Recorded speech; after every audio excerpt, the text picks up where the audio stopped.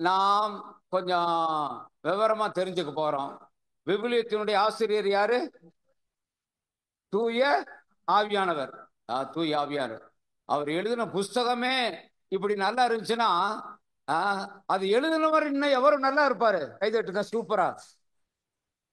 ஆமாங்க, எந்த நூலையும் விட அந்த நூலை எழுதின ஆசிரியர் இன்னும் ரொம்ப ஸ்ட்ராங்கா இருப்பார். தன்மையைத்தான், சோபத்தான் அந்த நாள்ல நம்ம தெரிஞ்சுக்க போகிறோம். அதுக்கு ஆதாரமாக யோவான் நற்செய்தி எடுத்துக்கொள்ளுங்கள். 14ஆம் அதிகாரம் 16 மற்றும் 17 ஆகிய 2 வசனங்களையும் நாம் அனைவரும் இணைந்து முழக்கமிட்டு வாசிக்க போகிறோம். எல்லாரும் எடுத்துக்கொள்றீங்களா? யோவான் நற்செய்தி அதிகாரம் 14 வசனங்கள் 16 மற்றும் 17 இணைந்து வாசிப்போமா? என்னோட இணைந்து வாசிங்கள். உங்களோடு என்றும் இருக்கும்படி மற்றொரு துணையாளரை உங்களுக்கு தருமாறு நான் தந்தையிடம் கேட்பேன். தந்தை அவரை உங்களுக்கு அருள்வார். அவரே உண்மையை வெளிப்படுத்தும் தூய ஆவியார். உலகம் அவரை ஏற்றுக்கொள்ள இயலாது, ஏனெனில் அது அவரை காண்பதும் இல்லை, அறிவதும் இல்லை. நீங்கள் அவரை அறிந்திருக்கிறீர்கள், ஏனெனில் அவர் உங்களோடு தங்கி இருக்கிறார். Price the Lord. நம்முடைய ஆவியானவர் எவ்வளவு நமக்கு சாதகமாயிருக்கிறார், எவ்வளவு நமக்கு ஆதரவாயிருக்கிறார் என்பதை புரிந்து கொள்வதுதான் இந்த செய்தியினுடைய சாராம்சம். நமக்கு தெரியும், மறைக்கல்வியில படிச்சிருக்கிறோம், ஒரே கடவுள் எத்தனை ஆட்கள்? பெயர்கள் என்ன? தந்தை, மகன், தூயாவியான். 3 பேரும் ஒரே கடவுள் தான். ஆனா நமக்கு தந்தையா வெளிப்படுகிறார், இயேசுவாய் வெளிப்படுகிறார், தூயாவியானவராய் வெளிப்படுகிறார். ஆனா அவங்க எல்லாரும் என்னது? ஒரே கடவுளா இருக்கிறார். சரி, இந்த ஒரே கடவுள் நம்ம தூயாவியானுடைய முக்கியத்துவத்தை இந்த ஒரே கடவுள் அந்த அமைப்புல உங்களுக்கு புரிய வைக்க விரும்புறேன். புதுசா ஒண்ணும் கிடையாது. நீங்க ஏற்கனவே மறைக்கல்வியில படிச்சது, மறைவுரையில கேட்டது, இன்னும் நற்செய்தி கூட்டங்களை கேட்டதை தான் உங்களுக்கு தொகுப்பா நான் சொல்ல வந்திருக்கிறேன். முத காரியமாக இந்த 3 பேருடைய இருப்பிடம், ரெசிடென்ஸ் வச்சு பார்க்க போறோம். தந்தை எங்க இருக்கிறாரு? அவருடைய இருப்பிடம் எது? திருப்பலியில் எப்படி சொல்றோம்? விண்ணுலகில் இருக்கிற தந்தையே. அவர் எல்லா பக்கம் நிறைஞ்சிருக்கிறாரு. ஆனா அவருக்கு நாம் ஒரு இடத்தை நாம் குறிப்பிட்டு இருக்கிறோம். என்னது? விண்ணகத்தில் இருக்கிறார் என்று அவருக்கு சொல்லுகிறோம். விண்ணுலகில் இருக்கிற எங்கள் தந்தையே. சரி, அப்படின்னா இயேசுனுடைய இருப்பிடம் எது? தந்தையின் வலப்பக்கத்தில் அங்க இருக்கிறார். அது நம்ம ஒத்துக்கொள்ளக்கூடியது, அதான் வேதம் சொல்லுகிறது. ஆனா நம்மளோட ஒரு 33 வருஷம் பழகிட்டு இந்த மனிதர்களோட அவரால் நம்மளை விட்டு போக இஷ்டமே இல்லை. அதனால என்ன தெரியுமா? அப்பத்தை எடுத்து இதை என் நினைவாக செய்யுங்கள், திராட்சரசத்தை எடுத்து இது என் ரத்தம், இது என் நினைவாக செய்யும் சொல்லிட்டு திவ்ய நற்கருணை அருட்சாதனம் மூலமாக அவர் நம்மோடு இருக்கிறார். இதோ உலகம் முடியும் வரை என்னாலும் உங்களோடு. அப்ப நம்முடைய பர்பஸ் எடுத்துக்குவோம். தந்தை விண்ணகத்தில் இருக்கிறாரு, இயேசு திவ்ய நற்கருணையில பங்கு கோயில்ல திவ்ய நற்கருணை பெட்டியில இருக்கிறார். இதான் சார். அப்படின்னா அவருடைய ரெசிடென்ஸ், தூயாவியானுடைய ரெசிடென்ஸ் எதுன்னு பாக்குறப்ப அவர் எங்க இருக்கிறாரு? இன்னைக்கு என்ன வாசம்? 17 வசனம் படிங்க. நான் படிச்ச பகுதியிலே வெளிப்படுத்தும் தூய ஆவியார்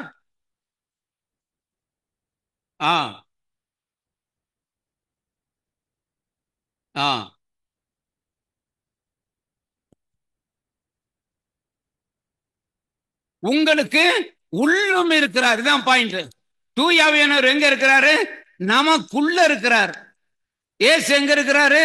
அங்க கோவில்ல திவ்ய பெட்டியில இருக்கிறார். தந்தை எங்க இருக்கிறாரு?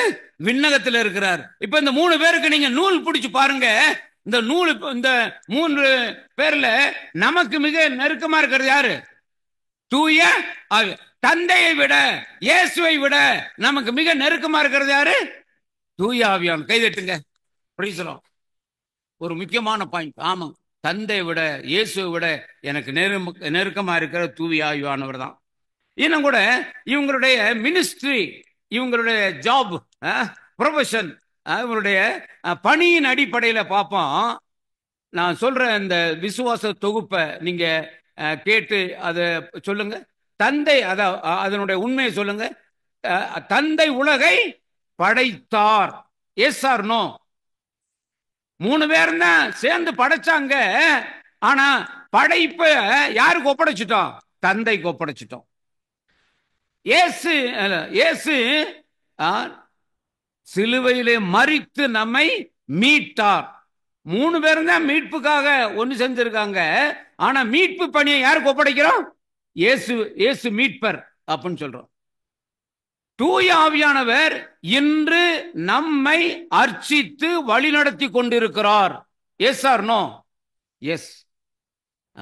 அப்ப 3 பேருக்கு 3 பணி இருக்கு. இந்த 3 பணியும் இலக்கண பிரகாரம் கிராமட்டிக்கலி லெட் அஸ் அனலைஸ். படைத்தார் என்ன டென்ஸ்? அப்ப ஒரு வகையில தந்தையுடைய வேலை, ஒரு வகையில நிறைவடைந்த வேலை. இயேசு நம்மை சிலுவையிலே மரித்து நம் பாவங்களுக்கெல்லாம் பரிகாரம் பண்ணி நம்மை மீட்டார். அதுவும் என்ன டென்ஸ்? அப்ப அதுவும் ஒரு வகையில நிறைவடைந்த வேலை. ஆனா தூய ஆவியானவரோ இன்று நம்மை அர்ச்சித்து வழி நடத்தி கொண்டிருக்கிறார். Present continuous tense. அப்ப பாருங்க, தந்தையினுடைய வேலை ஒரு வகையில நிறைவடைந்த வேலை, இயேசுனுடைய வேலை ஒரு வகையில நிறைவடைந்த வேலை. இன்றைக்கு பணியில் இருக்கிறது யாரு? தூய ஆவியானவர். ஆமாங்க, அதுதான் முக்கியம். அப்போ பாருங்க, இன்றைக்கு அவரை பிடிச்சா தாங்க நம்ம இயேசு கிட்ட போக முடியும். இயேசு கிட்ட போனா தான் தந்தையை நம்ம கண்டுபிடிக்க முடியும். அப்ப பாருங்க, தூய ஆவியானவர் எவ்வளவு முக்கியம் பாருங்க. அவர் தான் நமக்கு ஸ்டார்டிங் பாயிண்டா இருக்கிறது. காலத்தை பொறுத்த அளவுல நான் ஒரு டென்டேட்டிவா எப்படி சொல்ல முடியும்? அதாவது இந்த பைபிள்ல முதல்ல இருக்கக்கூடிய 46 புஸ்தகங்களும் தந்தையின் காலம். அடுத்து வரக்கூடிய 4 புஸ்தகங்கள் புதிய ஏற்பாட்டுல இயேசுவின் காலம். திருத்தூதர் பணியில ஆரம்பிச்சு 2ஆம் அதிகாரத்துல பெந்தெகோஸ்து ஆவியானவர் வர்றாருல, அந்த பாயிண்ட்ல ஆரம்பிச்சு இந்த திருவெளிப்பாடு ஆகமம் வரைக்கும், அது மாத்திரம் இல்ல இன்றைக்கு வரைக்கும், அது மாத்திரம் இல்ல இயேசுடைய 2ஆம் வருகை வரைக்கும் யாருடைய காலம்? இப்ப நம்ம யாருடைய காலத்துல இருக்கிறோம்? தூய ஆவியானவருடைய காலத்துல இருக்கிறோம். அப்ப 3 வித்தியாசங்கள் நான் பார்த்திருக்கிறோம். 4வது பாயிண்ட் நான் சொல்றேன். நான் சொல்றத ரிப்பீட் பண்ணுங்க, நான் நிரூபிச்சு காட்டுறேன். ஏன்னா நாங்க எல்கேஜி ஸ்டூடெண்ட் கேட்காதீங்க, நான் சொல்றத அப்படியே சொல்லுங்க. தூய ஆவியானவர் நம்பர் 1. இது புரியலன்னா கிறிஸ்தவ வாழ்வு மண்ணு. ஒண்ணுன்னு ஏன் சொன்ன? அவர் தான் பயணியர்.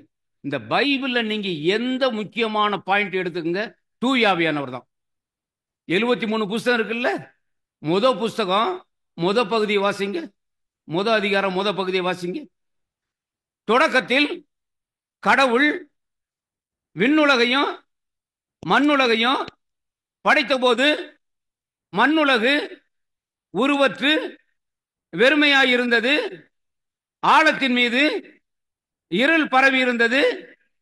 நீர்த்திரளின் மேல் கடவுளின் ஆவி. ஆமாங்க, தூய ஆவியானவர் எங்க வர்றாரு? 73 புஸ்தகத்துல புஸ்தகத்துல அதிகாரத்துல பகுதியில் அசைவாட ஆரம்பிச்சார். Price the Lord. சுருக்கமா சொல்றேன், பழைய ஏற்பாட்டை தொடங்கி வச்சது பரிசுத்த ஆவி. அப்படின்னா புதிய ஏற்பாட்டை தொடங்கி வச்சது யாரு? பரிசுத்த ஆவி தான். மரியாள் மீது என்னைக்கு தூய ஆவியானவர் இறங்கி வந்தாரோ அங்கதான் புதிய ஏற்பாடு ஆரம்பிக்குது. Price the Lord. அப்ப பழைய ஏற்பாடு தொடங்கி வச்சது பரிசுத்த ஆவி, புதிய ஏற்பாடு தொடங்கி வச்சது பரிசுத்த ஆவி. திருச்சபையை தொடங்கி வச்சது யாரு? பரிசுத்த ஆவியானவர். பெந்தெகோஸ்து நாள்ல சீடர்கள் பயந்து கொண்டு மேல் மாடியில் இருந்தப்ப யார் இறங்கி வந்தது? தூய ஆவியானவர் இறங்கி வந்தவங்க வல்லமையினால் நிரப்பினாரு. அந்த வல்லமையினால் அவங்க என்ன செய்வாங்க? அகில உலகம் எல்லாம் நற்செய்திக்கு ஓடுனாங்க. அங்கதான் திருச்சபை பிறந்தது. ஒவ்வொரு கிறிஸ்துவ பணியும் அப்போஸ்தல பணியும் யாரு துணை செஞ்சு வழி நடத்தணும் தெரியுமா? யார் தொடங்கி வைக்கணும் தெரியுமா? திருத்தூதர் பணி அதிகாரம் வசனத்தை படிங்க. ஒவ்வொரு அப்போஸ்தல பணி யார் தொடங்கி வைக்கிறாங்க? தெயோபில் அவர்களே, இயேசு தாம் தெரிந்து கொண்ட சீடர்களுக்கு அவர்கள் யாருடைய துணையோடு? தூய ஆவியின் துணையோடு. பாருங்க, தூய ஆவியின் துணையோடு. பாரு, சொல்ற சீடர்களே, என் வேலையை நீங்க தொடர் போறீங்க. யாருடைய துணையோடு? ஆமா, தூய ஆவியின் துணையோடு செஞ்சா தாங்க அது அப்போஸ்தல பணி, கிறிஸ்துவ பணி. அப்ப ஒவ்வொரு கிறிஸ்துவ பணியும் தொடங்கி வைக்கிறது யாரு? தூய. அதனாலதான் நாம பாத்தீங்கன்னு சொன்னா, பெரும்பாலும் கிறிஸ்துவ காரியங்களை ஆரம்பிக்கிறதுக்கு முன்னாடி அவங்க என்ன செய்வாங்கன்னா, பரிசுத்த ஆவிக்கு ஒரு பாடல் பாடுவாங்க. ஒரு சில காலேஜஸ், ஒரு சில ஸ்கூல்ஸ் நான் பார்த்துருக்கிறேன், ஜூன் மாதம் வாரத்துல ஹோலி ஸ்பிரிட் மாசுன்னு வச்சிருவாங்க. அவருக்கு ஏன்னா அவரு தான் நம்மள கூட இருந்து வழி நடத்தணுங்கிறதுக்காக. பாருங்க, தூய ஆவியானவர். இன்னும் கூட பாத்தீங்க, அடுத்த அப்படி முதல்ல திருச்சபை யூதர்கள் மத்தியிலேயே தான் பரவிக்கிட்டு இருந்துச்சு. இந்த இறையரசு யூதர்களுக்கு மட்டுமா அல்லது அகில உலக மக்களுக்கு எல்லாத்துக்கும் போகணுமா? சொல்லுங்க. ஆமா, அப்ப அந்த யூதர்கள் எல்லையை விட்டு புறவினத்தாருக்கு தூண்டி விட்டது யாருமா? யார் தெரியுமா? தூய ஆவியானவர். எடுத்துக்கொள்ளுங்கள், திருத்தூதர் பணி 13 அதிகாரம் எடுங்க, 2ல இருந்து படிங்க. திருத்தூதர் பணிகள் 13 அதிகாரம் 2ல இருந்து வாசிட்டு வாங்க. வழிபடும் போது தூயாவியார் அவர்களிடம்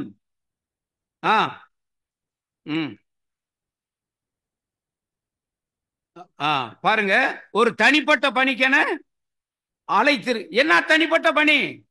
இப்ப ரெகுலர் மினிஸ்ட்ரி என்ன தெரியுமா? யூதேயாவிலேயே நற்செய்தியை அறிவிச்சுக்கிட்டு இருக்கிறது. ஆனா தனிப்பட்ட பணி என்னது? அகில உலகம் எல்லாம் நற்செய்தி போயாகணும். Special ministry. நான் இந்த தனிப்பட்ட பணிக்கென 2 பேரை அழைக்கிறேன். யார் அழைக்கிறேன்? பர்னபாவையும் சவுலை நான் அழைக்கிறேன். வாசிங்க.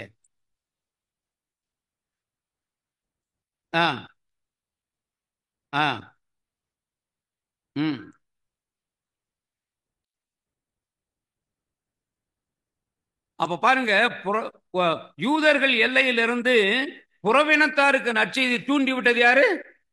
தூய ஆவியானவர். அதனாலதான் தலைப்பு கொடுத்துருக்கு பாருங்க, 13 அதிகாரத்துக்கு மேல நம்பர் 4ன்னு போட்டு ஒரு தலைப்பு பாருங்க, உலகின் கடை எல்லை வரை சான்று பகர்தல். Sorry, alright. இன்னும் கூட பாத்தீங்கன்னா, பவுலடியார் நற்செய்தி அறிவிச்சுட்டே போயிட்டு இருக்கிறாரு. அவர் போயிட்டு இருக்கிற பாருங்க.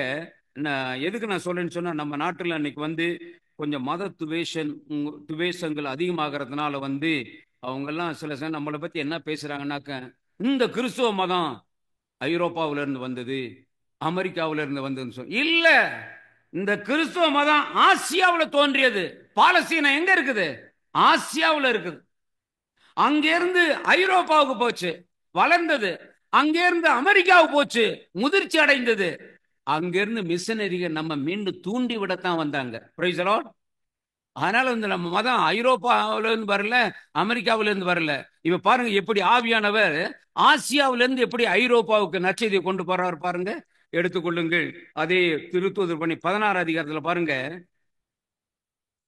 6வது வசனத்தில் படிச்சீங்கன்னா, அவர் ஆசியா மைனர், இப்ப இருக்கக்கூடிய துருக்கி அந்த பகுதியில நற்செய்தி அறிவிச்சுக்கிட்டு இருக்கிறாரு. 16:6ல இருந்து படிங்க.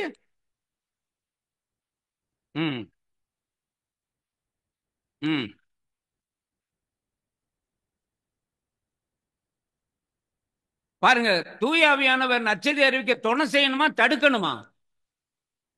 துணை செய்யணும். இங்க என்ன செய்யறாரு? தடுக்கல. தி இன்சபிஷியன்ஸ் ஆஃப் லாங்குவேஜ் எப்படின்னு சொல்லி சொன்னா, அதாவது திசை மாற்றுகிறார். இங்க வேணா அங்க போ, இங்க வேணா நீ அங்க போ என்று திசை மாற்றுகிறார். தொடர்ந்து படிங்க. அவர்கள்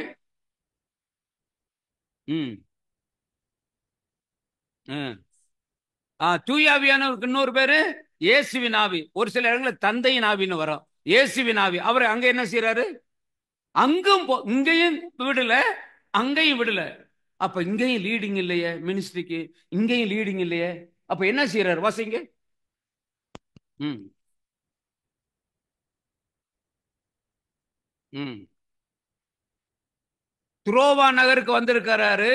அதுதான் ஆசியாவில் இருக்கக்கூடிய மேற்கு கடற்கரையில இருக்கக்கூடிய கடைசி கடற்கரை பட்டணம். அதுக்கப்புறம் கடல் வந்துருது. அதுக்கப்புறம் ஐரோப்பா ஸ்டார்ட் ஆயிருது. அதுல முக்கியமான பகுதி தான் மாசிதோனியா. வாசிங்க வாசிங்க. மாசிதோனியர் ஒருவர் வந்து அஹ், அஹ்,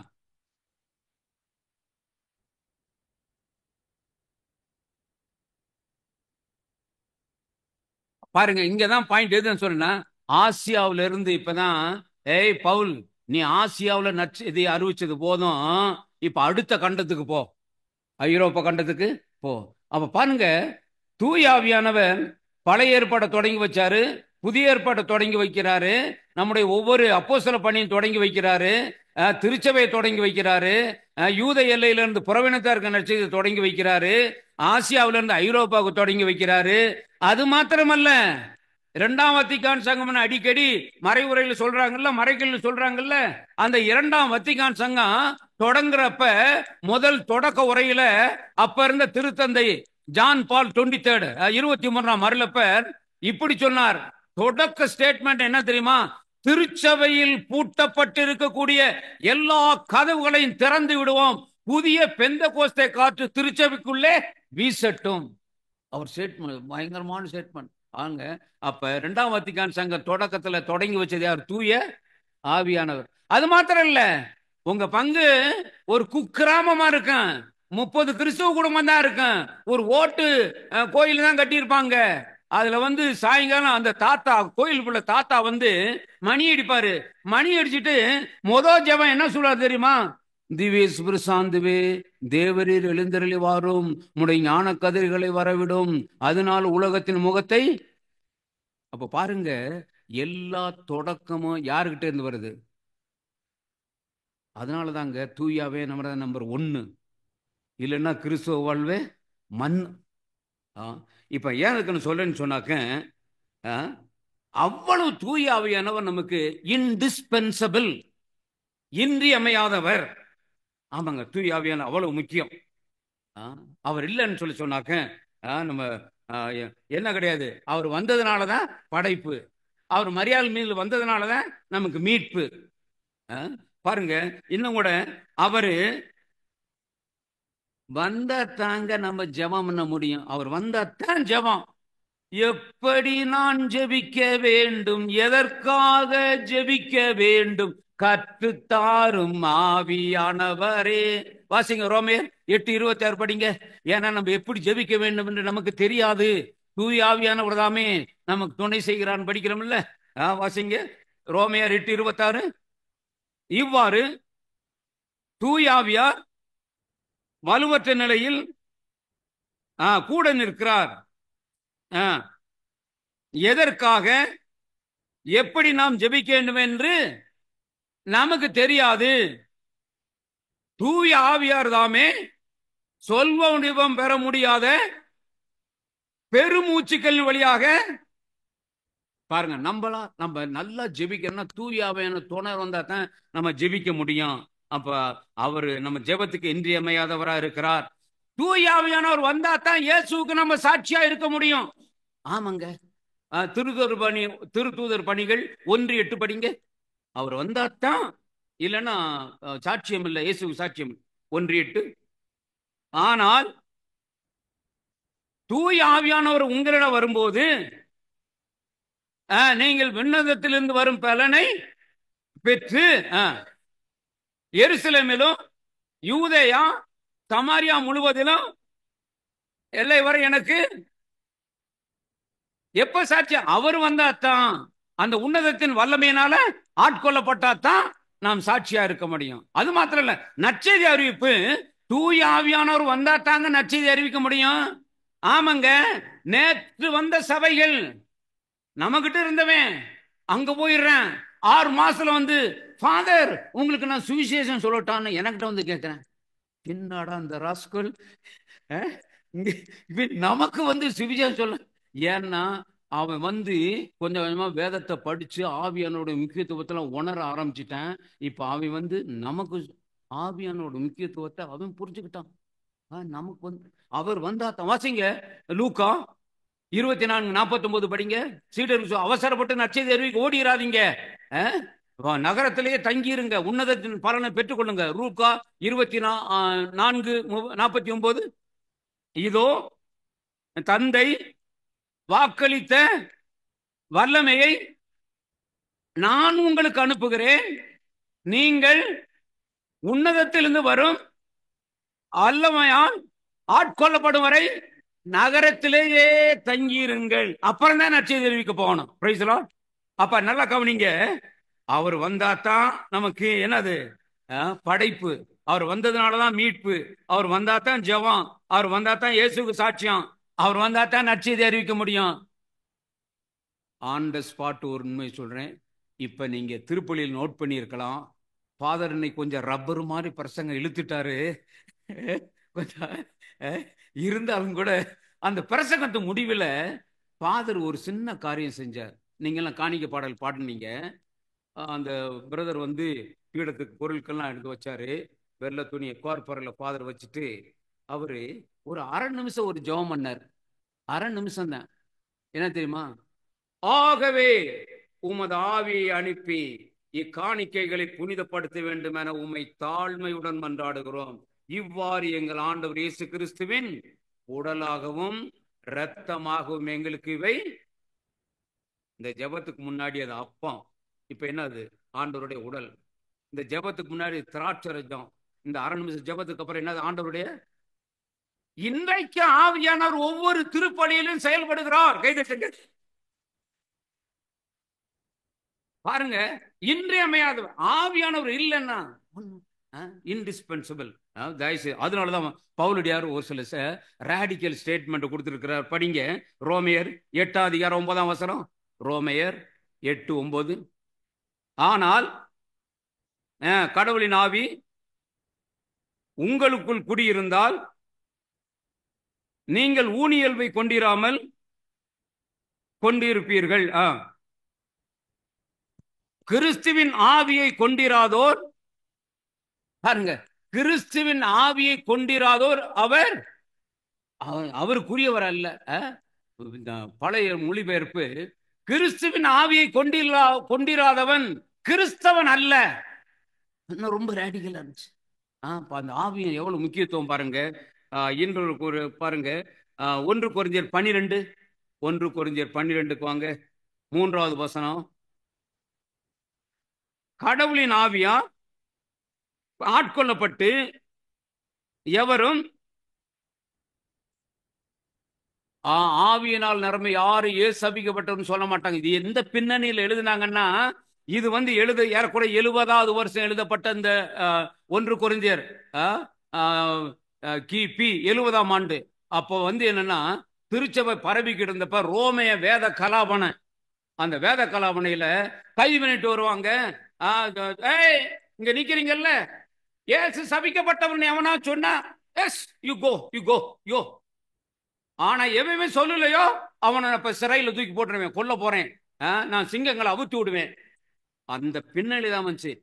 ஆவியினால நிரம்பிய யாரும் இயேசு சபிக்கப்பட்டவர்னு சொல்லிட்டு ஓட மாட்டாங்க. ஆவியினால என்ன செய்யுமா, இயேசுதான் ஆண்டவர் அறிக்கை செய்வாங்க. அந்த பின்னணி எழுதப்பட்டது. இயேசுவின் ஆவியினால் நிரம்பிய யாரும் இயேசு சபிக்கப்பட்டவர் என்று சொல்ல மாட்டார். தொடர்ந்து படிங்க. தூய ஆவியானவரால் ஆட்கொள்ளப்பட்டவர் என்று வேறு எவரும் இயேசுவே ஆண்டவர் என்று. ஆமாங்க, இன்னைக்கு எல்லாம் கொஞ்சம் கொஞ்சமா இந்த என்ன சொல்றது, பல் சமய உரையாடல் அப்படி இப்படின்னு போயிட்டு என்ன தெரியுமில்ல, இயேசு ஆண்டவர், இயேசு ஆண்டவர், இயேசுதான் ஆண்டவர். கைதட்டுங்க. ஆமாங்க, இன்னைக்கு அப்படித்தான் ஃபாதர்கள்லாம், ஒரு சில ஃபாதருங்க அந்த எம்மதமும் ஜம்மதம் அப்படின்னு சொல்லிட்டு இன்னைக்கு ஜாலரா கட்டிக்கிட்டு இருக்கிறாங்க. நோ நோ நோ, இயேசுதான் ஆண்டவர். தயவு செய்து இதுல மாற்று கருத்தே இல்லை. அப்ப தூயாவினால் ஆட்கொள்ளப்பட்டா தான் நம்ம சொல்ல முடியும். ஓகே, எதுக்கு நான் உங்களுக்கு எல்லாம் சொல்லணும், தூயாவியானவர் அவ்வளவு அத்தியாவசியமா இருக்கிறார். வேதாகமத்தில் இருக்கக்கூடிய பல வேதாகம வீரர்கள் அவங்க சாதனை பண்ணியிருக்காங்க. அப்படி சாதனை பண்ணின வேதாகம வீரர்கள்லாம் தூய ஆவியின் துணையினால்தான் செஞ்சிருக்கிறாங்க. பழைய ஏற்பாட்டு யோசேப்பு, அந்த அவனுடைய அந்த பார்வோனுடைய கனவுக்கு யாருமே விளக்கம் சொல்ல முடியல. இந்த யோசேப்பு வந்து விளக்கம் சொல்றாரு. விளக்கம் சொல்லிட்டு என்ன சொல்ல, ஆகவே அரசரே, பஞ்சகாலம் வரும் முன்பாக இப்பொழுது நல்ல ஒரு ஆபீசர் அப்பாயிண்ட் பண்ணுங்க, நல்ல விளையிறது வெள்ளாம விளைச்சல் எல்லாம் கிரானரியில அவங்க நல்ல ஸ்டோர் பண்ணிக்கிட்டோம். ஆகவே ஒரு ஆபீசர் அப்பாயிண்ட் பண்ணுங்க அப்படின்னு சொல்லி ஒரு ரெக்கமெண்டேஷன் கொடுக்கிறார். அவர் என்ன சொன்னார் தெரியுமா? உன்னை போல் இறையாவியினால் நிரம்பிய வேறு ஒருவனை நான் காண முடியுமா? நீதான் அந்த ஆபீசர். பாருங்க, அப்ப யாருடைய வல்லமையினால் அவர் கனவுக்கு விளக்கம் சொல்லியிருக்காரு? தானியலுக்கு அப்படிதான். நேபுகாத்நேச்சார் சொல்றார், தானியல் கண்ட கனவுக்கு யாருமே விளக்கம் சொல்ல முடியல. கடைசியில் இவர் கொண்டு வர்றாங்க. இவர் கொண்டு வந்து வரப்பவே சொல்றாரு, தானியல், உன்னை பத்தி நான் கேள்விப்படுறேன். நீ உன்னால சொல்ல முடியாத எந்த கனவும் இல்ல, உன்னோட கடவுளின் ஆவி செயல்படுகிறார் என்று நான் கேள்விப்படுகிறேனே. ஸ்டேட்மெண்ட் அவன் கொடுக்குறான். யாரு? பாபிலோனிய பேரரசே நேபுகாத்நேச்சார். எந்த வேதாகம வீரர்களும் தூயாவினுடைய வல்லமையினாலதான் செயல்பட்டு இருக்கிறாங்க. இன்னும் கூட வந்து பாத்தீங்கன்னா, தாவீது 1 சாமுவேல் 16 அதிகாரத்துல சாமுவேல் வந்து அபிஷேகம் பண்ணுகிறார். அன்று முதல் ஆவியானவர் அவரோட நிரந்தரமா அவர் தங்கி இருந்தார் அப்படின்னு சொல்லி பாக்குறோம். அவரோட இருந்தார்னு சொல்லி பாக்குறோம். ஆவியானவர் அடுத்த வசனமே சொல்லுது, ஆவியானவர் சவுலை விட்டு போயிட்டாரு அப்படிங்கிற குறிப்பையும் பாக்குறோம். பாருங்க, 16 அதிகாரத்துல ஆவியினால் அவர் அபிஷேகம் பண்ணுகிறாரு. 17 அதிகாரத்துல போட்டு தள்ளிட்டாருல கோலியாத்த. ஆமாங்க, 16 அதிகாரத்துல ஆவியானவர் வர்றாரு. இந்த கோலியாத்துக்கு தான் சவுலே பயந்தான், சேனையே பயந்தான். ஆனா ஆவியின் வல்லமை வந்ததுனால போட்டு தள்ளிட்டார். அப்ப எதுக்குன்னு சொன்னா, ஆவியானவர் வந்தா சாதிக்க முடியும். Praise the lord. சாதனையார். இது பழைய ஏற்பாட்டு சாதனையார்கள். புதிய ஏற்பாட்டுல அன்னை மரியாதான் முதல் வேதாகம வீராங்கனை. அவங்க வந்து நாசரேத்துல நல்ல பெண். அன்றைக்கு வாழ்ந்த பெண்களுக்குள்ள அவங்க தான் மிகவும் பரிசுத்தமானவங்க. அன்னைக்கு வாழ்ந்த சூழ்நிலையில மாதாவை விட பரிசுத்தமான இன்னொரு பெண்ணு வாழ்ந்து இருந்தா கடவுள் அந்த பெண்ணு மூலமா தான் இந்த உலகத்துக்கு வந்திருப்பார். Price the lord. அந்த அளவுக்கு பரிசுத்தமானவங்க, நல்லவங்க, மாற்று கருத்தை இல்லை. ஆனா தூயாவியினால ஆட்கொள்ளப்பட்டதுனாலதான் அவர் ஆண்டவரின் தாய். என் ஆண்டவரின் தாய் என்னிடம் வர நான். அதனாலதான் அந்நாள் முதல் இந்நாள் வரை எல்லா தலைமுறைகளும் ஆவியானவர் வந்தாதான். புதிய ஏற்பாடுல பாத்தீங்கன்னா அடுத்தது இயேசு. இயேசு நமக்கு தெரியும், அவருக்கு 2 சுபாவம். நமக்கெல்லாம் சுபாவம் இருக்குல்ல, கோப சுபாவம், சோம்பல் சுபாவம் மாதிரி. அவருக்கு அந்த மாதிரி சுபாவம் இல்ல. அவருக்கு 2 சுபாவம், மனித சுபாவம், தெய்வீக சுபாவம். 2 சுபாவம். அவர் 100% மனிதன், 100% கடவுள். மனிதர் என்ற முறையில் அவருக்கும் தூய ஆவியானவர் தேவைப்பட்டார். Price the Lord.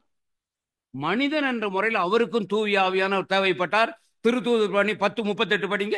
திருத்தூதர் பணிகள் 10:38.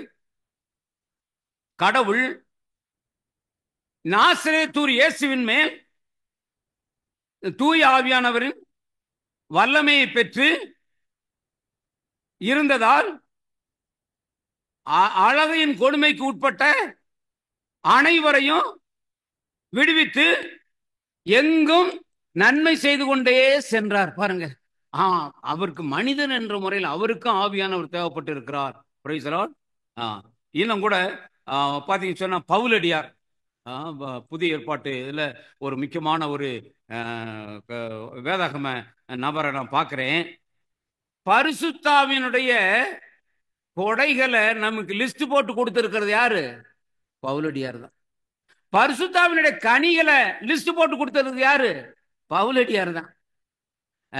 அவர் ஸ்டெப் பை ஸ்டெப்பா பித்தினியா பக்கம் போக வேண்டாம், மீசியா பக்கம் போக வேண்டாம் என்று ஸ்டெப் பை ஸ்டெப்பா அவருடைய ஊழியத்தை வழி நடத்தினது யாரு?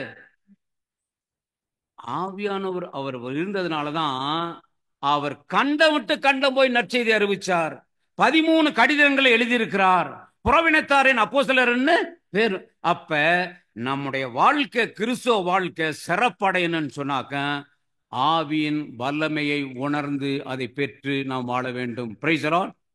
ஆமாங்க, ஆவியானவர் தான் நமக்கு அவ்வளவு முக்கியமா இருக்கிறாரு. இப்படிப்பட்ட இந்த தூவி ஆவியானவரை நம்ம கத்தோலிக்க சபை கொஞ்சம் மறந்துட்டாங்க. அவர் கொடுக்க வேண்டிய முக்கியத்துவத்தை கொடுக்கல. இப்ப நான் பிரதர் ஒரு ஜெபம் பண்ணுங்கன்னு சொல்றேன் வைங்க. இவர் என்ன செய்வார் தெரியுமா? அன்பின் பரலோக பிதாவே, ஜெபம் யாரை கூப்பிடுறாரு? பரலோக பிதா. இந்த அம்மா இருக்காங்க, திம்மரை கூட ரிச்சிங்கிறாங்க. ஒரு சிலர் நான் பார்த்துருவேன், திம்மரை கூட யாரை கூப்பிடுவாங்க? சேசுவே ரிச்சின்னு சொல்லுவாங்க. நான் இப்ப யங் ஜெனரேஷன் இருக்குன்னு தெரியல, வயசானவங்களாம் பாத்தீங்கன்னா சேஸ் பாருங்க, ஜெபம்னு தந்தையை கூப்பிடுறாரு, திம்மரப்பு கூட இயேசுவை கூப்பிடுறாங்க. ஆனா இது யாருடைய காலம்? தூயாவியானவர் இப்படி ஃப்ரக்குண்டா கூப்பிடுறோமா? நீங்க யோசிச்சு பாருங்க. அப்ப யாருக்கு முக்கியத்துவம் கொடுக்கணும்? ஆமாங்க, தும்ப பிடிச்சு வாழை பிடிச்சு தும்ப விட்டது மாதிரி பாருங்க. இவரெல்லாம் இவருடைய வேலையெல்லாம் ஒரு முடிஞ்ச வேலை, நிறைவடைஞ்ச வேலை, அதெல்லாம் முக்கியத்துவப்படுத்திக்கிட்டு இருக்கிறோம். ஆனா யாருக்கு முக்கியத்துவம் கொடுக்கணுமோ முக்கியத்துவம் கொடுக்கல. ஃபாதர் தேவராஜ் பெந்தகோஸ்துக்காரன் போல இருக்க, தூயாவியானவர் பற்றி கொஞ்சம் அழுத்தம் கொடுத்துட்டோம்னா இந்த ஆளு எப்படியா இங்க வந்து பட்டம் வாங்கின? இதாங்க ஃபேக்ட், இது பிப்ளிக்கல் ஃபேக்ட். நம்ம முக்கியத்துவம் நம்ம கொடுக்காம இருக்கிறோம். தயவு செய்து கொஞ்சம் அதுல என்ன நம்ம செஞ்சிட்டோம், தூயாவியானவருக்கு முக்கியத்துவத்தை கொஞ்சம் அப்படியே நலிவடைய செஞ்சு புனிதர்களை முக்கியத்துவம் பண்ண ஆரம்பிச்சிட்டோம். புனிதர்களை பார்த்தீங்க, அந்தோனியாரே துணை, சௌரியாரே துணை, சந்தியாபரே துணை, செபஸ்தியாரே துணை. நமக்கு துணை யாரு கூட? தூயாவியான. உங்களுக்கு மற்றொரு துணையாளர் அனுப்பும்படி தந்தையை கேட்பேன். யாருயா நமக்கு துணை? தூயாவியானவர். அதுபுறம் மறந்துட்டு இவங்களா துணைகளை கண்டுபிடிச்சுக்கிட்டாங்க. இதாங்க மிஸ்டேக், திருச்சபையில் இருக்கு மிஸ்டேக். நான் இதுக்கு தூயாவியானவர் வேணான்னு சொல்லல, சாரி புனிதர்கள், புனிதர்கள் வேண்டான்னு நான் சொல்லல, புனிதர்கள் வேணும் தான். ஏன்னா அவங்கெல்லாம் அவங்க காலகட்டத்தில் இயேசுவுக்காக சாதிச்சவங்க, ஆத்துமாக்களை திருச்சுவை கொண்டு வந்தவங்க, நல்ல நமக்கெல்லாம் எடுத்து காட்டா வாழ்ந்தவங்க. அவங்கெல்லாம் நினைவு கூறணும், நல்லதுதான். ஆனா அவங்களுக்கு மிக முக்கியத்துவம் கொடுத்துட்டு நம்ம யாருக்கு முக்கியத்துவம் கொடுக்கணுமோ அவரை கொஞ்சம் கொஞ்சமா குறைச்சிட்டோம், மறந்துட்டோம். இதான் என்னோட பாயிண்ட். அதனால தயவு செய்து நீங்க இந்த உண்மையை புரிஞ்சுக்குங்க. இதுக்காக எபிரேயர் 13:7 படிங்க. எபிரேயர் 13:7. உங்களுக்கு கடவுளின் வார்த்தையை எடுத்து சொன்ன உங்கள் தலைவர்களை, ஆமாங்க, நமக்கு இந்த நற்செய்தியை கொண்டு வந்தது, ஆண்டவருடைய வார்த்தையை கொண்டு வந்தது புனித தோமையார், நினைவு கூறணும். நமக்கு நற்செய்தியை கொண்டு வந்தது புனித சவேரியார், இன்னைக்கு வரைக்கும் அவருடைய உடல் அழியாம இருக்குது, அவரெல்லாம் நினைவு கூறணும். நற்செய்தி கொண்டு வந்த புனித அருளானந்தர், வேதசாட்சி அமைச்சர், நினைவு கூறணும், தப்பு இல்லை. ஆனா அவங்களை எப்படி நினைவு கூறணும் தெரியுமா? வாசிங்க. அவர்களது வாழ்வின் நிறைவை, என்ன வாழ்வினர், எப்படி இயேசுவை சொந்த இரட்சகராக கண்டுபிடிச்சாங்க, எப்படி அவருக்காக வாழ்ந்தாங்க, பணி செஞ்சாங்க, எத்தனை ஆத்துமாக்களை திருச்சபை கொண்டு வந்தாங்க, அவங்க என்னென்ன ஆலோசனை எனக்கு விட்டு போயிருக்கிறாங்க என்று அவருடைய வாழ்வின் நிறைவுகளை எண்ணி பார்த்து நீங்களும் அவர்களை போல பாருங்க, இமிட்டேட் தம்.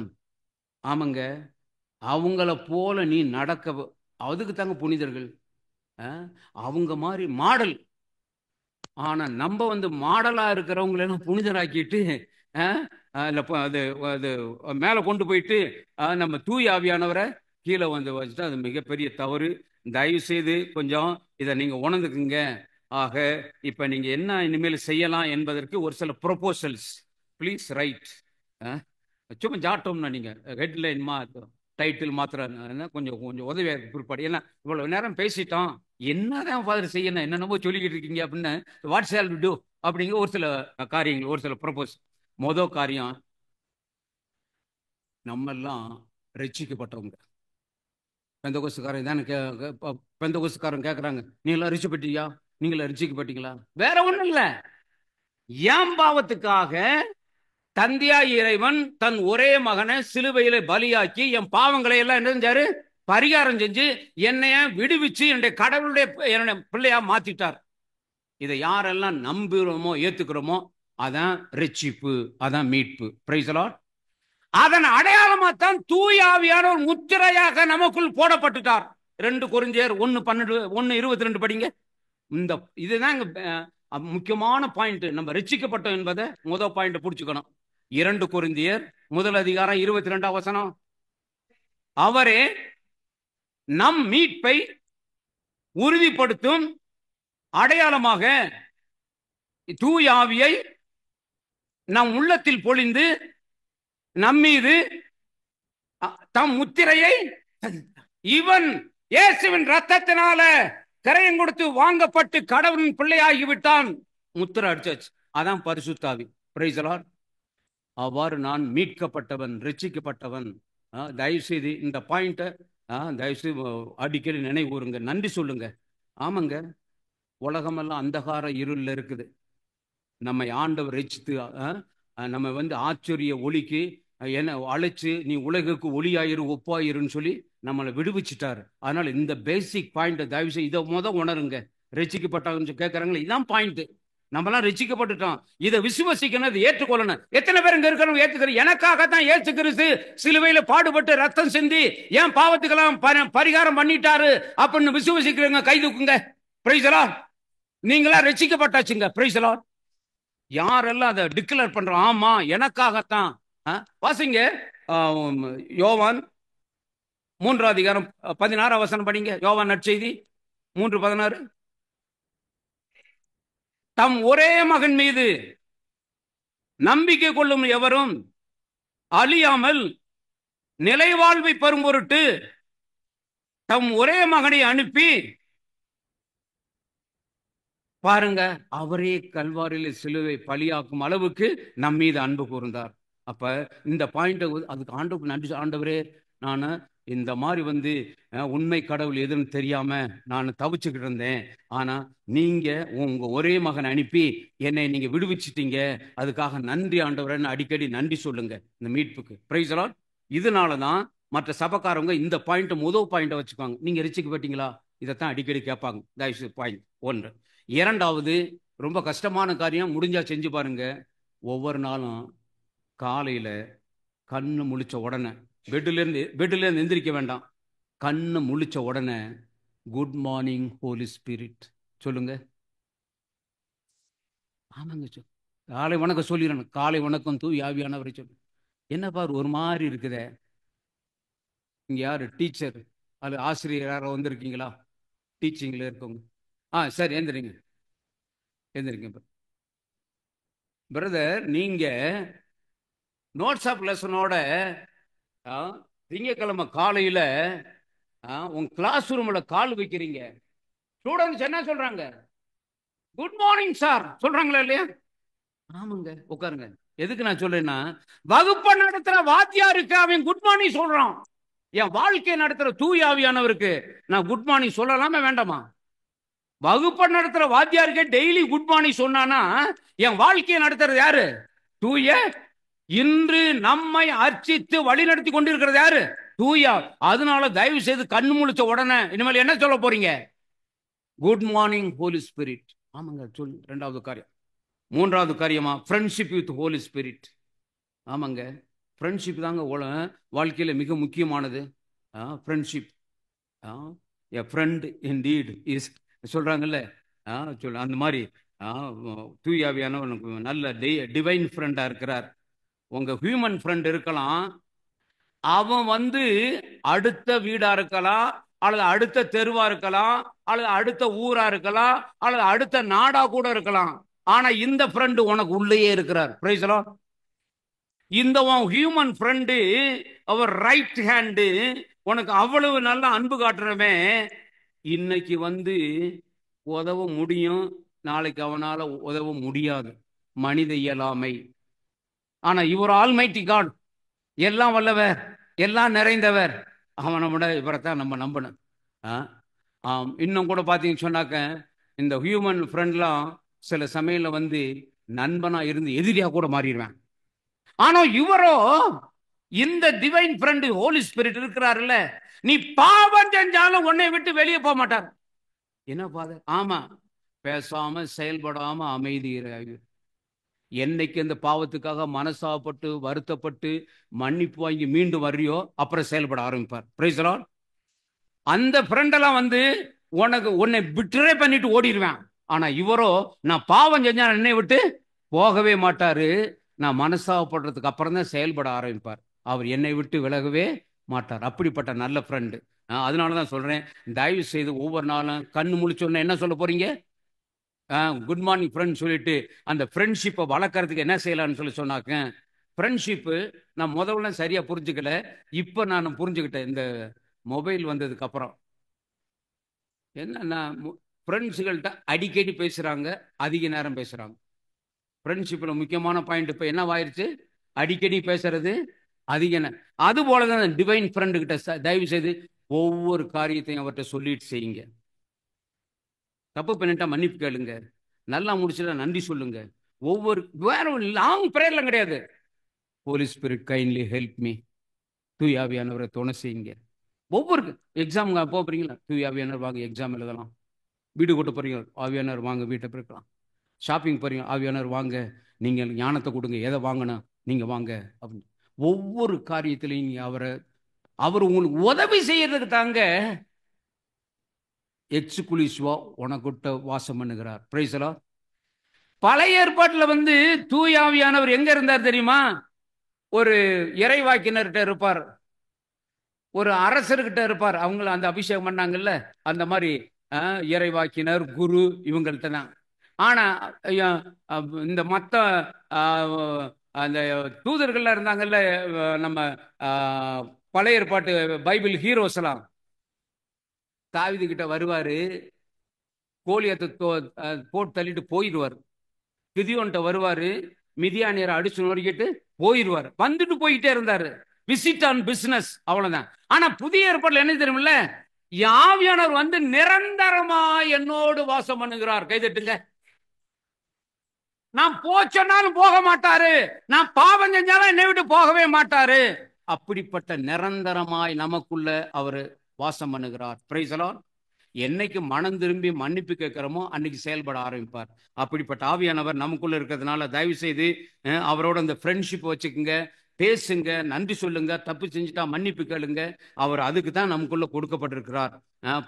அதனாலதான் சொன்னார், பழைய ஏற்பாடுல பாருங்க, அந்த ஒரு வேதாக நம்பர்கிட்ட மட்டும் வேலை செய்வார். அதான் ஏன் சொன்னாரு, ஏய் நான் போவதே நல்லது, நான் போகாவிட்டால் தூய ஆவியானவர் உங்களிடம் வரமாட்டார். என்ன தெரியுமா? ஏய் நான் இந்த உலகத்துல இருந்தேன்னா இன்னைக்கு எருசலேம்ல நான் பணி செய்வேன், நாளைக்கு கானாவுல பணி செய்வேன், நாளைக்கு யோர்தான் நதிக்கரையில பணி செய்வேன், அடுத்த நாள் இங்க செய்வேன். இப்படி அவர் தொடர்ந்து இந்த உலகத்திலே இருந்தா இன்னைக்கு ஆப்கானிஸ்தானத்துல இருப்பாரு, அங்க 2 மாசம் இருப்பாரு. அதுக்கடுத்து அப்படி பாகிஸ்தானுக்கு வருவாரு, அங்க 2 மாசம் வருவாரு. இந்தியாவுக்கு வருவாரு, பெரிய நாடு, அங்க ஒரு 4 மாசம் இருப்பாரு. இப்படியே ஒரு உலகத்துல ஒரு நாளைக்கு ஒரு இடத்துலதான் இருப்பார். ஆனா அந்த புதிய ஏற்பாட்டுல இவர் மேல போனதுனால யாரெல்லாம் இவர்தான் என் மீட்பர் ஏத்துக்கிறாங்களோ அவங்களுடைய எல்லாருடைய உள்ளத்திலும் ஆவியானவர் வந்து விட்டார். Price the Lord. அப்ப அவரு இயேசு ஒரு நாளைக்கு ஒரு இடத்துல இருந்து இந்த உலகத்துல வேலை செய்யறது நல்லதா, அல்லது அவர் அங்க மேல போய் எல்லாருடைய உள்ளத்திலும் அந்த ஆவியானவர் வந்து தங்கும்படி செய்வது நல்லதா? எது நல்லது? ஆமாங்க, அதான் இயேசு சொன்னார், நான் போவதே நல்லது, போகாவிட்டால் தூய ஆவியானவர் உங்களிடம் வரமாட்டார் அப்படின்னு சொல்லி. அப்ப அந்த ஆவியானவர் கொடுங்க தயவு செய்து.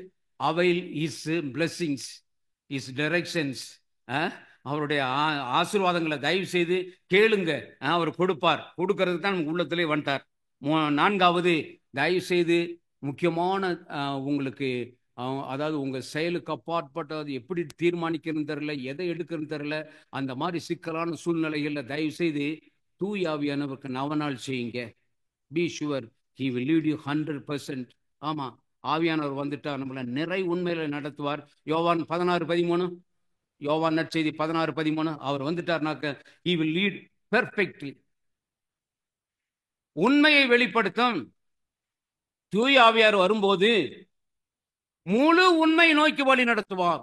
ஆமாங்க, என்னுடைய வாழ்க்கையில் நடந்த சம்பவம் சாட்சியாக சொல்லணும்னா கொஞ்சம் நீளமாக சுருக்கமாக சொல்கிறேன். நான் திருச்சி மறை மாவட்டத்துக்காக நான் குருவானவர் ஆனேன். 17 ஆண்டுகள் திருச்சியை மையப்படுத்திய பணி செஞ்சேன். ஒரு 6 ஆண்டுகள் கிழக்கு ஆப்பிரிக்கா டான்சானியாவுக்கு போய் மிஷனரியாக இருந்தேன். அந்த 6வது ஆண்டு வந்து சென்னையில் மாங்காட்டில் அங்கே இருந்த ஆப்பிரிக்கன் மிஷன் அந்த ஸ்டடி ஹோமில் மாணவர்களுக்கு ஹெல்ப் பண்ணிக்கிட்டு அங்கே இருந்தேன். அடுத்த வருஷம் எங்கள் கான்ட்ராக்ட் முடிஞ்சு எங்களுடைய மறை மாவட்டத்துக்கு வரலான்னு இருந்த சமயத்தில் அந்த 6வது ஆண்டில் தான் வந்து திருச்சியிலிருந்து திண்டுக்கல் டைஸை பிரித்தாங்க. நான் நினச்சிக்கிட்டேன் என்னுடைய அதாவது நான் வந்து 17 ஆண்டுகள் இங்கே பணி செஞ்சுட்டு 6 ஆண்டுகள் ட்ரிச்சி ப்ரீஸ்ட்டுங்கிற முறையில் தான் நான் அங்கே ஆப்பிரிக்காவில் பணி செஞ்சுருக்கிறேன். 22 ஆண்டுகள் இங்கே இருந்ததுனால நான் என்னை இங்கே தான் வச்சுருவாங்க, திருச்சியில் தான் இருப்பேன்னு சொல்லிட்டு நான் கொஞ்சம் மிதமாக இருந்துட்டேன். ஆனால் வந்து அந்த புதிய மறை மாவட்டத்துக்கு குருக்களுடைய எண்ணிக்கை கம்மியானதுனால என்னையும் கேட்காம என் பேர் அங்கே போட்டாங்க. ஏன்னாக்க இவர் கீழ்ப்படிஞ்சிருவார் சொன்னாங்க, அவர் சொல்லிக்கலாம் அப்படின்னு சொல்லி என்னை போட்டாங்க. எனக்கு ரொம்ப லேட்டாக தான் தெரிஞ்சு ரொம்ப வருத்தப்பட்டேன்.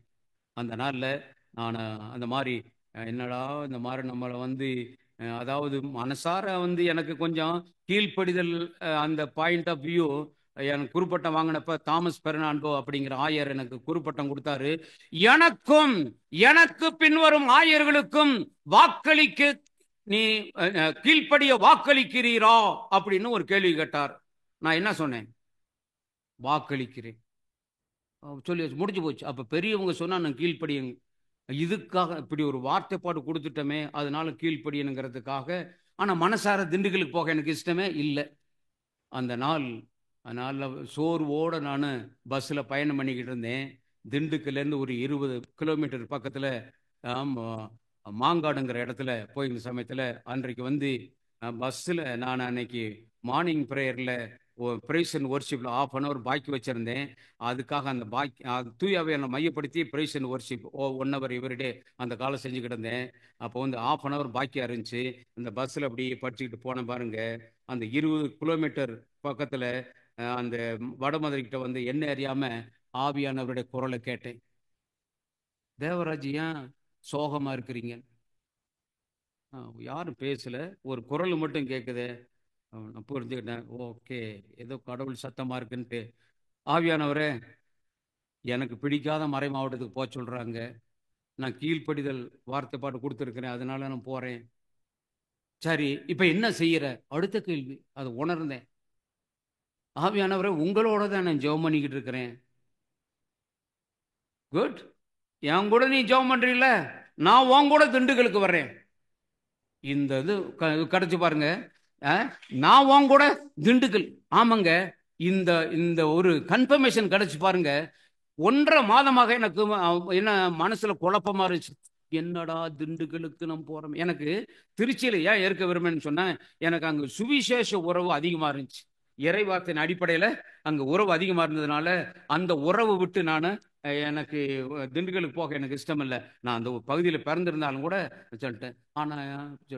ஆனா ஏன் நான் உன் கூட திண்டுக்கலுக்கு வரேன்னு சொல்லி தூயாவியான ஒரு அசூரன்ஸ் கொடுத்த எனக்கு சொல்ல முடியாத சந்தோஷம். 1.5 மாசமா இருந்த அந்த குழப்பம் டெலீட் ஆயிடுச்சுங்க அந்த ஒரே நிமிஷத்துல. ஆண்டவருக்கு நன்றி சொல்ல ஆரம்பிச்சேன் ஆனந்த கண்ணீரோட. நான் பெரும்பாலும் சிகப்பு கச்சை கட்டிக்கிட்டு இப்படித்தான் பெரும்பாலும் எல்லாரும் மூவ் பண்ணுவேன். அப்போ திருச்சி திண்டுக்கல் ஏரியாவெல்லாம் எப்போவுமே நான் அங்கேயும் சிகப்பு கச்சோடு இருப்பேன். இப்போ சிகப்பு கச்சோடு அங்கேயோடு இருந்துக்கிட்டு அழுதுகிட்டு வந்தால் மக்கள் தப்பாக மிஸ்அண்டர்ஸ்டாண்ட் பண்ணி அவங்க சொல்லி ஷோல்டர் பேக்கில் துண்டு வச்சுருந்தேன், முகத்தை துடைக்கிற மாதிரி. என்னை அவ்வளவு ஆனந்த கண்ணீர். எனக்கு ஆவியான ஒரு அஷூரன்ஸ் கொடுத்துட்டாரு திண்டுக்கல். இதை ஒரு 2 மாதங்களுக்கு அப்புறம் தான் என்னால் உணர முடிஞ்சு. அறிவின்படி நான் எங்கே இருக்க விரும்பினேன்? திருச்சியில் இருக்க விரும்பினேன். ஆனால் நிறை உண்மையில வழி நடத்துகிற ஆவியானவர் எங்கே கொண்டு வந்துட்டாரு? திண்டுக்கலுக்கு கொண்டு. அதை நான் அப்போதான் உணர்றேன். Praise the lord. எதுக்கு நான் சொல்றேன்னு சொன்னா, தயவு செய்து உங்க வாழ்க்கையில இந்த பொண்ணை திருமணம் பண்ணலாமா, இந்த பையனை திருமணம் பண்ணலாமா, இந்த வேலையை ஜாயின் பண்ணலாமா, இந்த வாகனம் வாங்கலாமா, இந்த கடை ஆரம்பிக்கலாமா, இந்த பிசினஸ் தொடங்கலாமா, தயவு செய் எதுனாலும் சரி உங்களுக்கு எந்த ரொம்ப இதா இருக்குதோ நவநாள் போட்டுருங்க. ஆவியானவரே நீங்க வாங்க, ஏன்னா நீங்க எனக்குள்ள இருக்கிறீங்க, நிறை உண்மையில என்ன வழி நடத்துங்க அப்படின்னு சொல்லிட்டு என்ன செய்றீங்க? தூய் ஆவியானுக்கு ஒரு பாடல் பாடுங்க, துதிபலி ஒரு 100 சொல்லுங்க, அதுக்கப்புறம் புதிய ஏற்பாடுல இருந்து ஒரு அதிகாரம் பைபிள் படிச்சு ஜெபம் பண்ணிட்டு இப்போ உங்க ப்ரொபோசல்ல என்ன இருக்குதோ அந்த காரியங்களை அப்படியே சொல்லுங்க. அதனுடைய ஆங்ஸைட்டிஸ், அதனுடைய ரிஸ்க்ஸ் எல்லாத்தையும் சொல்லி, ஆவியானவரே இப்படி எல்லாம் இருக்குது, நீங்க இதுல என்ன தந்தையின் சித்தம் நிறைவேறும்படியா வழி நடத்துங்க. ஏன் விருப்பம் இல்ல, அவங்க விருப்பம் இல்ல, யாருடைய விருப்பம்? தந்தையின் விருப்பப்படி என்னை வழி நடத்துங்கன்னு சொல்லிட்டு கடைசியா தூயாவே எனக்கு இன்னொரு பாடல் பாடி முடிச்சிருங்க. இந்த 10 days நீங்க, ஏன்னா இப்படி சீடர்கள் 10 நாட்கள் மேல ஜோமனி இருந்தாங்கல்ல, ஆவியனை வந்தார்ல, ஒரு 10 நாளைக்கு ஜோமனி விட்டுருங்க. அப்புறம் உங்க ரெகுலர் ஜபத்துல மட்டும் நினைச்சுக்கிட்டு இருங்க. நிச்சயமாக ஆவியானவர் உங்களை சரியான என்ன நடத்தினவர் உங்களை சரியாக நடத்துவார். Price the Lord. இது அவர் எழுதின புஸ்தகம். தயவு செய்து இதை தினமும் நேரம் ஒதுக்கி படிங்க. இதுல யாரு அக்வைண்டன்ஸ் ஆகுறாங்களோ ஆவியானவருடைய வழி நடத்தல உங்களால எளிதாக புரிந்து கொள்ள முடியும். ஒரு கேள்வி கேட்கிறேன். ஒரே ஆசிரியர் எழுதின 73 நாவல்களை ஒருத்தன் வாசித்தான்னா அந்த ஆசிரியருடைய ஸ்டைல், ஸ்ட்ராட்டஜி, அப்ரோச், மெத்தடு அவனால கிரகிக்க முடியுமா முடியாதா? முடியும். ஆமாங்க. இந்த ஆவியானவர் எழுதின இந்த 71 புஸ்தகத்தை மீண்டும் மீண்டும் படிக்க படிக்க ஆவியானவருடைய வழி நடத்தல உங்கள வாழ்க்கையில ஈஸியா இது ஆவியானவர் விரும்ப மாட்டார், இது சரியில்லை, இது போல இது ஆவியம் உங்களால் எளிதாக கண்டுபிடிக்க முடியும். Praise the Lord. ஆவிக்குரிய ஃபெல்லோஷிப் வச்சுக்குங்க. ஆமாங்க. உங்களை போல இறை வார்த்தையில் ஆர்வம் இல்லை, ஜெப ஆர்வம் இல்லை, நற்செய்தி பணி ஆர்வம் இல்லை உங்களோட, தயவுசெய்து பீரியாடிக்கலா வாரம் ஒரு முறை அல்லது மாதம் ஒரு முறை அவங்களோட லிங்க் வச்சுக்குங்க. ஆவிக்குரிய மெசேஜஸ் இந்த வாட்ஸ்அப் அதெல்லாம் வருது இல்லை, ஏதோ ஒரு குப்பை குளமெல்லாம் வருது, நல்லா செலக்ட் பண்ணி தரமானதெல்லாம் தயவு செய்து கொஞ்சம் பாருங்க. நான்லாம் சொல்றேன், நான் இந்த அளவுக்கு வளர்ந்தது காரணம், நான் கேத்தலிக் சர்ச்சில் இருந்தாலும் நான் பலருடைய செய்திகளை, மற்றவங்க செய்திகளை நல்லது வாங்கித்தான் இங்க டிஜிஎஸ் தினகரன் காலத்துல இருந்து சாது செல்லப்பா கிட்ட இருந்து இன்னும் எஸ்ஐகே பிரான்சிஸ் அவர்கிட்ட போய் நான் இது 5 நாள் ட்ரைனிங்கே பெரக்கா மினிஸ்ட்ரிலாம் வாங்கியிருக்கேன். இப்படி நம்ம ஒரு ஜெபக்குமார் பீகார்ல இருக்காரு, அகஸ்டின் ஜெபக்குமார், இந்த மாதிரி பலருடைய செய்திகளை புஸ்தகங்களை வாசிச்சு தான். ஆனா தாய் வீடு இது. Price the Lord. ஹோட்டல் அப்பைக்கப்போ போய் சாப்பிடலாமா இல்லையா, அந்த மாதிரி நான் வச்சுக்கிட்டேன். இது தாய் வீடு. அப்பைக்கப்போ போய் நான் அந்த மாதிரி செய்திகளை இது கேட்டுதான் என்னால் வளர முடிஞ்சு. தயவுசெய்து அந்த மாதிரி நீங்க என்ன செய்றீங்க, உங்களுக்குரிய ஒரு ஐக்கியத்தை வச்சுக்குங்க. உங்க ஏரியாவில் யார் இருக்காங்களோ ஒரு மாதத்துக்கு ஒரு முறை கூடி ஜெபிங்க. ஒரு பர்டிகுலர் டாபிக்ல டிஸ்கஸ் பண்ணலாம். அல்லது அன்றைக்கு உங்க ஃபாதர் கொடுத்த மறைவுரைப்படி அன்றைக்கு நற்செய்தியை பத்தி நீங்க டிஸ்கஸ் பண்ணலாம். அப்புறம் காலப்போக்கில் நீங்க என்ன செய்யலாம், சரி வாங்க நம்ம ஹாஸ்பிட்டல் ஊழித்து போவோம், நோயாளிகளை சந்திக்க போவோம்னு சொல்லி நீங்க ஆரம்பிங்க. ஆவியானவர் உங்களை சரியா வழி நடத்துவார். Price the Lord. ஃபைனலா ஒரு எச்சரிக்கையோட முடிப்போம். எபேசியர் 4:30 படிங்க.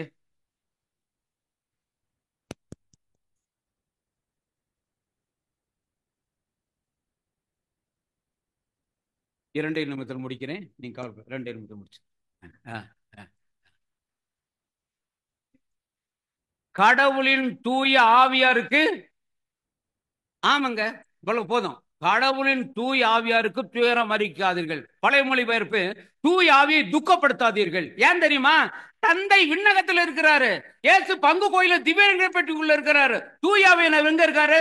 அவர் இங்க வச்சுக்கிட்டு புகை விட்டனா துன்பப்படுவார், துக்கப்பட மாட்டாரா?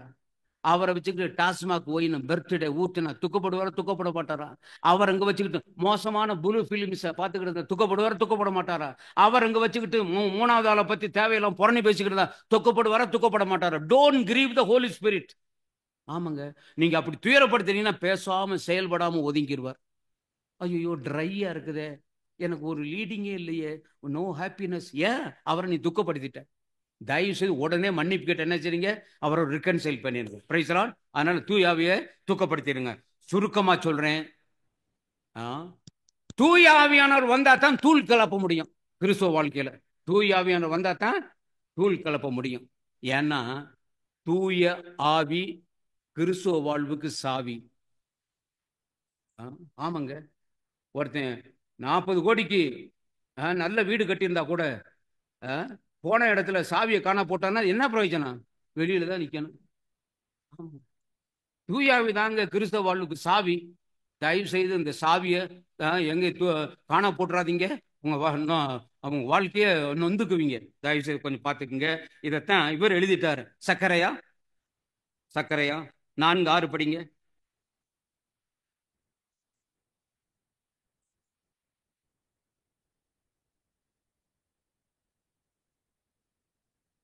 சக்கரையா 4:6.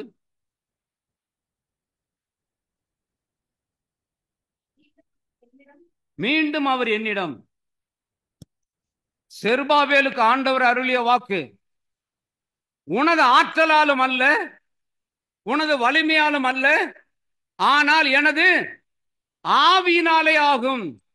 ஆமாங்க, நம்ம சக்தி போதாது, நம்ம புத்தி போதாது, நம்ம சாதுரியம் போதாது, நம்ம திறமைகள் போதாது, ஆவியினாலே ஆகும். Price the Lord. ஆமாங்க, வேணுங்க. அதனால நம்ம கொடுத்து வச்சவங்க. இப்படி நமக்கு ஒரு ரிசோர்ஸ் இருக்குது. மற்றவங்களுக்குலாம் இந்த ரிசோர்ஸ் தெரியாதுங்க. ஆனா நமக்கு ரிசோர்ஸ் இருக்குன்னு சொல்லி, அதனால தயவு செய்து உங்களுக்கு இருக்கக்கூடிய இந்த ஆப்பர்ச்சுனிட்டியை, இந்த அவைலபிலிட்டியை தயவு செய்து பயன்படுத்துங்க.